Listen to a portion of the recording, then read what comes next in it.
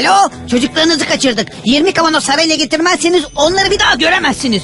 Sakın bir numara yapmayın. Polis yok. Transya'da yok. Karadeniz fındığı var. Doğal vanilya var. Bir de Sarelle tamamen doğal içerikli.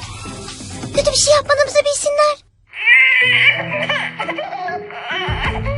Erdo, çocuklar uyandı. Sıra sende. Sarelle, siz ne yerseniz çocuğunuz da onu yer.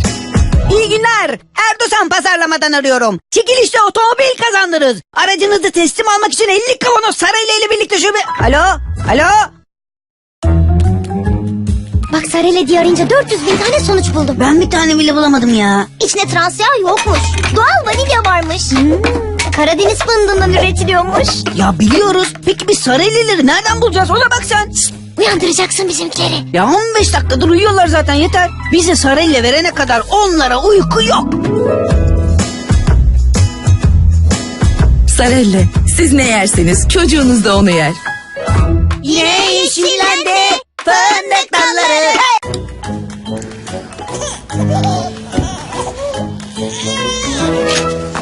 Bak ben gelmeden yeme, tamam mı? Şşt, yakışıklı. Kaşıkla bakalım Sarelle'yi. Hayır, söz vermiştin. Doğal fındıkları nefis çikolatayı düşün. Ama sana güvendi. Ne olur yeme. Ye. Yeme. Ye. Sarelle, siz ne yerseniz çocuğunuz da onu yer. Ya canı çekmiş, ne yapsın?